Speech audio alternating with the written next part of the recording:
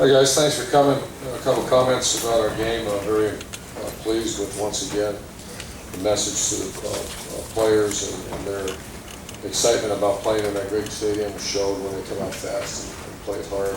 I think the momentum switch of the game was the opening kickoff. I believe we hit them on the 10, attacked them on the 12, one of the best kickoff performances I've seen as far as guys running down the field. The rest of the game, we had some mistakes, but it wasn't because of effort. Really, Armani Reeves was special team player of the week, and he did some phenomenal things for us. It's great to have him back at that position on kickoff. Obviously, offensively, to have our quarterback go down early in the game on that first drive was a blow, but our team responded. It's an incredible case study of arguably one of the greatest that I've been around as far as, your backup quarterback selected captain. Just, I don't see that. I think that'd be, once again, an interesting case study. I'm going to do it after the season. And I wonder how many times that's happened. The backup quarterback selected captain, there's no really surprises internally, maybe externally it is, but internally he was one of the leading vote getters. He's a guy that I was talking to Philly Brown the other day, and just there's a lot of respect for Kenny Geiger about everything, the way he handles his business, and where he's come from. Once again, an incredible case study, what Kenny's done for this program in our brief tenure here. But the way they played, he distributed the ball very well. He moved the ball around. We have to do better in the open field as far as breaking tackles. I would grade us a minus. We protected the quarterback much better in this game against the team that blitzed from, they got off the bus blitzing. It's one of those kind of defenses. We did a little more 6- and 7-man protection. Just maybe we kept extra guys in there because of that, and it worked. And I thought overall on offense we did a fairly good job. The champions on offense were Jack New York, played very well. Had some incredible efforts down the field on Kenny's long run. Had him knocked down about 35 yards down the field, 30 yards down the field on his long touchdown run. And 3 explosive plays. He was the key guy that got us to the second level. Jeff Hireman is starting to play like Jeff Hireman again. He played very well, graded out a champion, had the 1 explosive play, 2 catches, 33 yards. Wide receivers, we had 2 of them, Philly Brown, 2 big plays. Our intent was to get him involved. He had 6 catches, 73 yards, 1 excellent catch, and the other one was just great technique as far as boxing out a defender.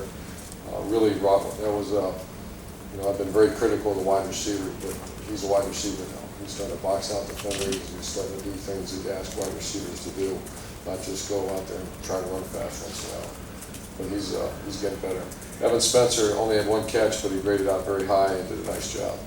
The offensive player of the game was the old right-hander, Kenny. Did a very admirable job in all areas, distributing the ball, making the right checks. A lot of what you saw was him controlling the game as far as making checks. A lot of them, that's it. On defense, I thought I watched it. I didn't have time yesterday. I watched it this morning, and we're getting close to the kind of defense that I have a dream of seeing, and that's aggressive guys. Incredible.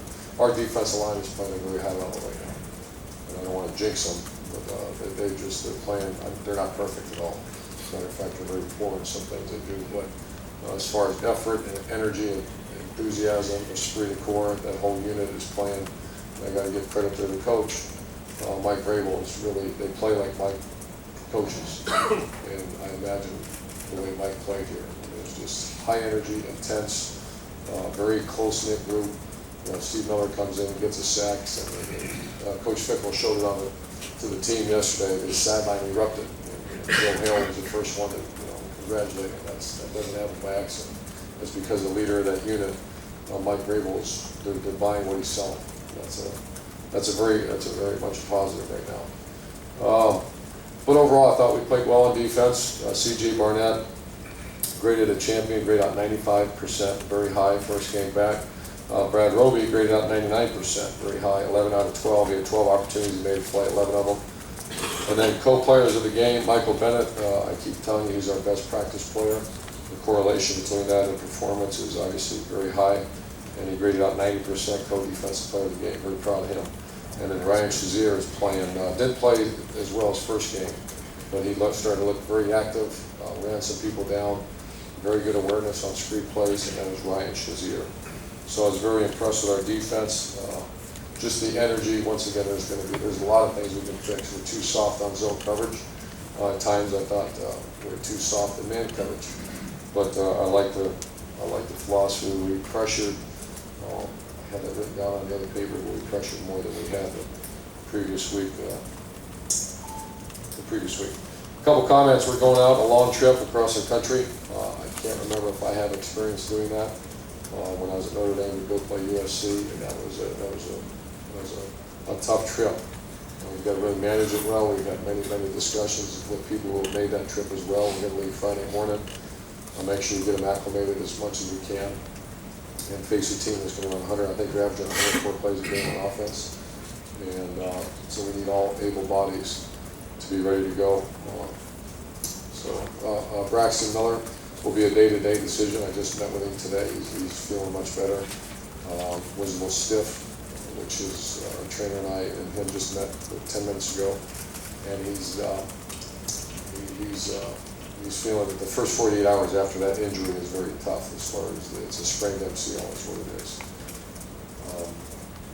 And then Adolphus Washington has a groin injury. That'll be day-to-days also. Neither one of them have been disqualified for this game, but neither one of them clear to play yet. So I'll just keep you posted on that. Any questions? Back row, Clay.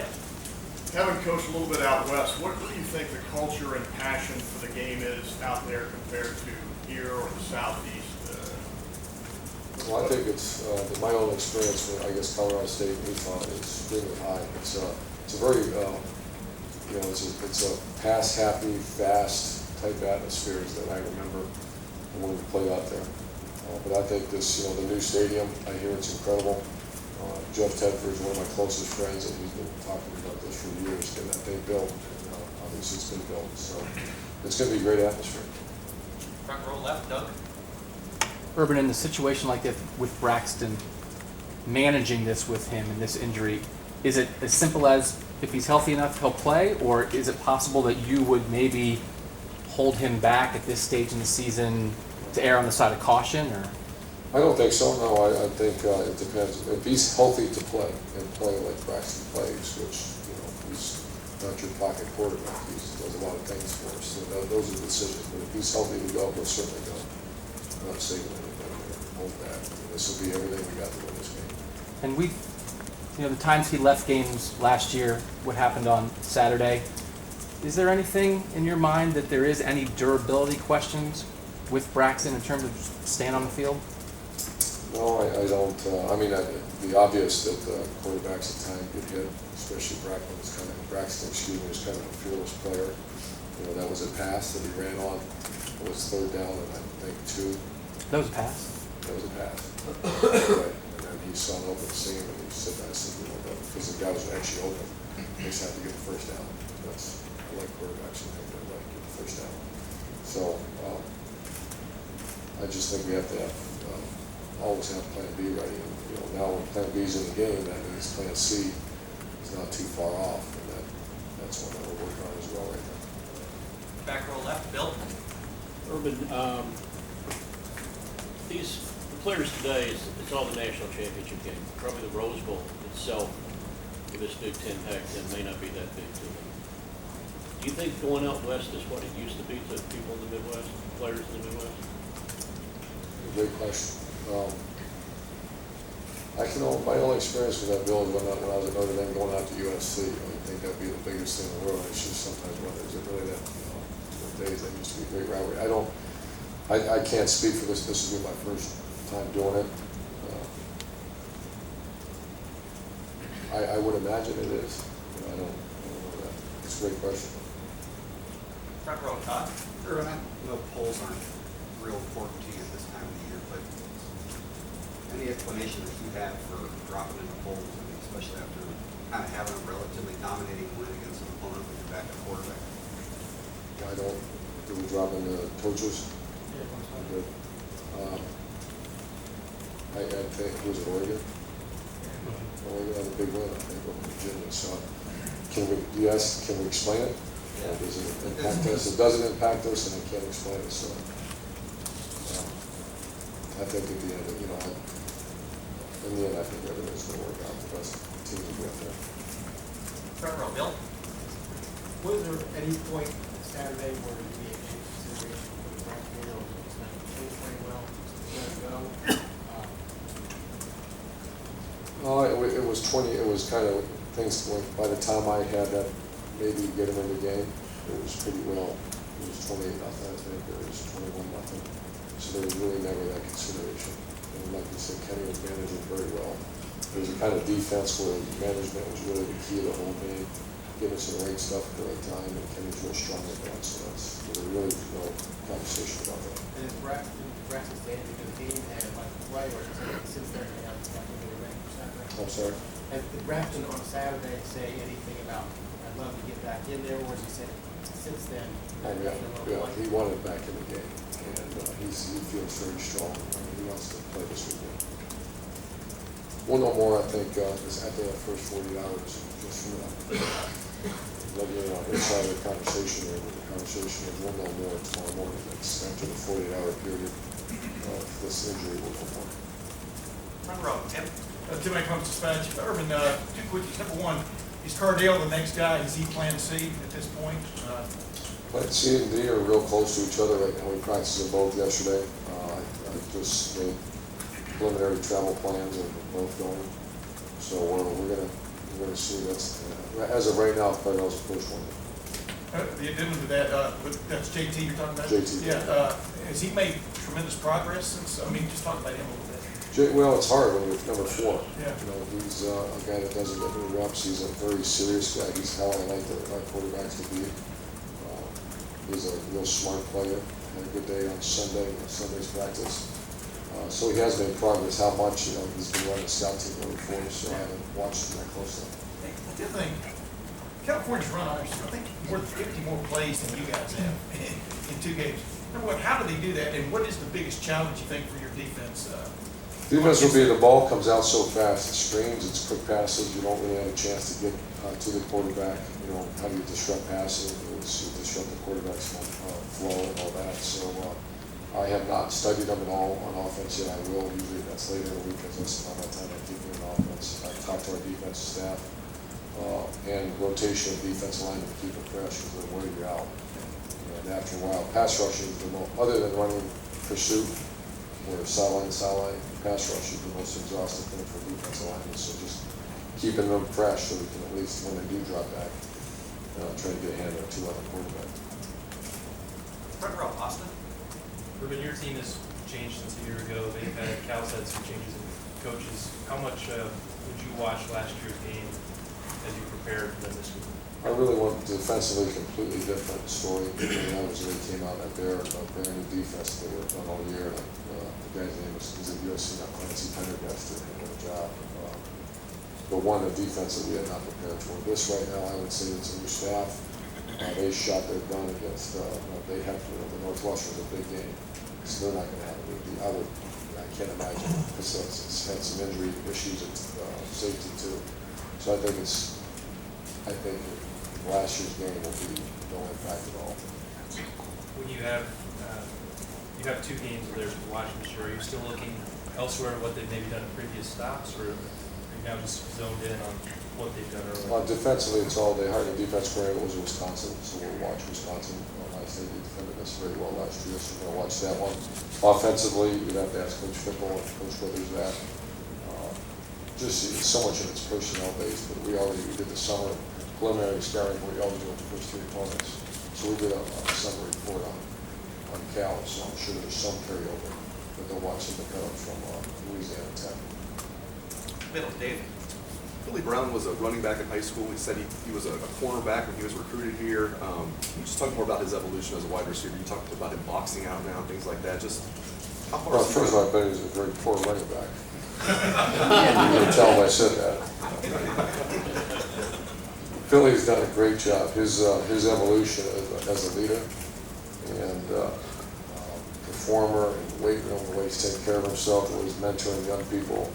He's fallen into that category of guys that made 180 in the way he handles his business academically. I'm a big Philly Brown guy right now. That was not at all. So when I say that in good faith, and I really appreciate what he's done. So his transition, he's legitimate. He's a wide receiver. He's a wide receiver that I think has a future, maybe playing again after this year. And if you would have said that this time last year, no chance. So I really like what he's done. And it's more what he's done with his work ethic and who he is. I'm very proud of him. I'm sure his family they can see the difference as well. Front row left, Lori. Coach Wynn, Lori Schmidt, 97.1 The Fan. When a team does something occasionally, like you did with your two-point conversions, or what Cal does with their formation where they have the offensive lineman and the fullback in the backfield, how long can you spend preparing for something like that? Because they only do it a handful of times, and yet they seem to be counting on unfamiliarity to get something done there. So that's the same reason we did that we called the Aztec formation, the one that Kenny scored on. We put all four receivers real fast, went out there, we're going to throw a screen. And that is really something that I believe in ever since we got into coaching, is that you have basically on Tuesday, now that you're in work week, you have Tuesday and Wednesday practice. And injuries you're dealing with, Adolphus Washington probably won't practice on Tuesday, so he's going to miss all those reps. And then on Tuesday's all first down normal situation. And then on Wednesday, it's all red zone and third downs. And if you're going to spend your time working on stuff, then we're taking away from fundamentals, you're taking away stuff like 5 base plays, offensive rush and pass, and it's just a pain in the rear end. So they have to work on our field goal. They have to work on this Aztec formation. And then so there's a lot of reasons to do it. One is to get a big hit, which we did, and the other one is just to wear it, just drive them nuts as far as what they have to prepare for. And those are the same issues we deal with. That's where I think college football is unique. I've talked to coaches that were maybe in the NFL, they don't see this kind of variety of stuff. But I think the creativity in college football is real. So once the season starts, You have 2 work days. is it all spent on preparing for the opponent, or do you spend any time tweaking what you do and Yes. improving your fundamentals? Yes. 50-50? 51-49. Because if we're lousy, then it's probably 60-40 doing what we do. If we're a functional group of people, then it's more time spent on the opponent. And I'm proud to say that more of our time is spent now on, last year we were trying to get snap counts and ID targets and all that. Now we're enhancing our scheme. Last question, middle, Jared. Hi, Urban. Just wanted to ask, going back to the California game from a year ago, the Bigelow runs, the 2 long runs that he broke up, can you did your defensive staff use those as maybe teaching moments, or was that game maybe a moment where your defense began to evolve into what they are and what they're trying to be, sort of gleaning from that game? Well, I think, and those are great questions for our defensive staff. What I saw, I probably saw a lot like you, because I was so immersed in offense and kicking game and just trying to develop a team, that I just saw very poor tackling and very poor leverage. Those are 2 fundamentals of it's like blocking and protecting the quarterback on offense. Those are 2 fundamentals that if it's not good, you get exposed. And we were exposed. That was horrific. That's all if you can ask me, I can't tell you the defense, I can't tell you the play. I just tell you it was very, very poor tackling and very poor leverage on the football. And those things, if you watch our teams play right now, I think Luke and Everett have done a really admirable job fundamentally teaching that. You can see a big difference. Thanks, guys. Have a great day. Thank you, Coach.